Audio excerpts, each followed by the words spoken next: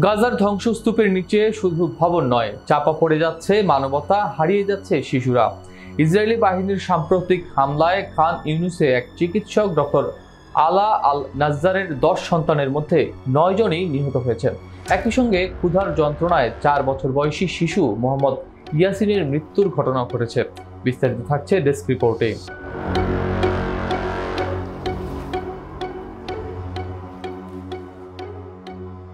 জাতিসংঘের বিশ্ব খাদ্য কর্মসূচি জানিয়েছে, গাজায় এখনো পর্যন্ত 70,000-এরও বেশি শিশু তীব্র অপুষ্টিতে ভুগছে।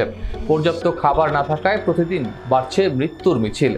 জাতিসংঘ মহাসচিব অভিযোগ করেছেন, ইসরায়েল গাজায় মানবিক সহায়তার প্রবেশে এখনও বাধা দিচ্ছে। বুধবার থেকে এখন পর্যন্ত মাত্র 100টি সহায়তা ট্রাক প্রবেশ করতে পেরেছে, যা 2 লাখ মানুষের প্রয়োজনের তুলনায় নগণ্য।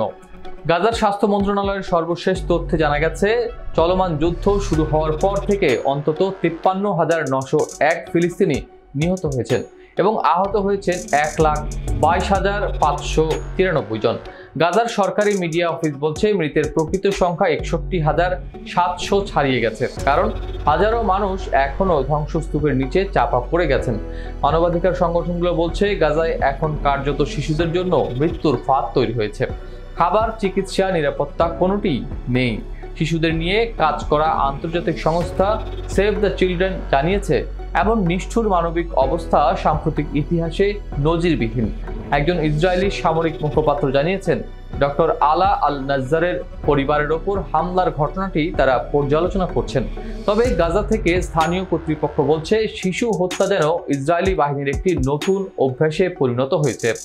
বিশ্ব সম্প্রদায়ের অনেকেই এই অবস্থায় নীরব দর্শকের ভূমিকা পালন করায় সমালোচিত হচ্ছেন। বিশ্লেষকরা বলছেন, যুদ্ধ যত দীর্ঘ হচ্ছে ততই ক্ষতিগ্রস্ত হচ্ছে নিরীহ নারী ও শিশু।